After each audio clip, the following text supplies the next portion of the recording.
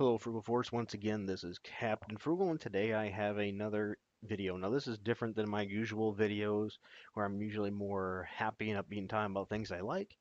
In this video, I think it's very important to mention this. It's about social justice warrior Dan Slott and how he's using a tragedy again for his own anti-gun agenda.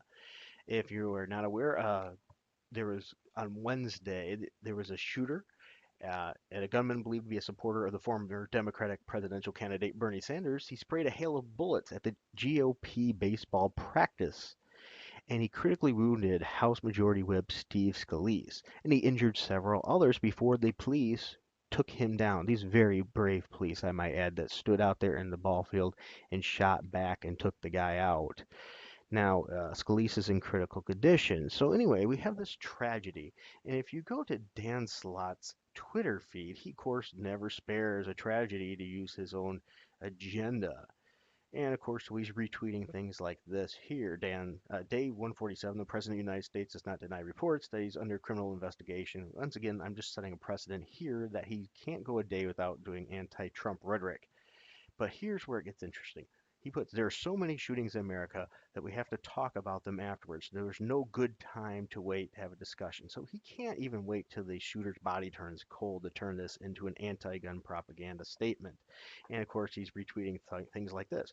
Do you notice we are not having a gun debate right now? That's because they use knives at a truck. So he has to go against that rational thought that Donald Trump did in a tweet, which I'm not all for Donald Trump tweets, don't get me wrong, but this tweet made sense. All this anti-gun propaganda isn't really helping anything.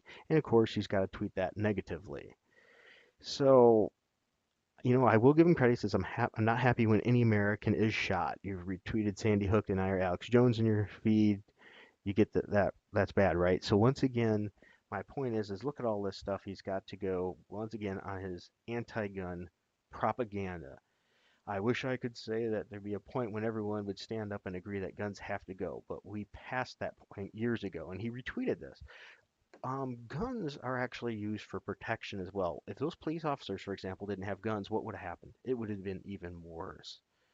You know, Shootings are going to happen. That's a sad thing, but we constantly are getting used. That Second Amendment right we have for protection is being used against us.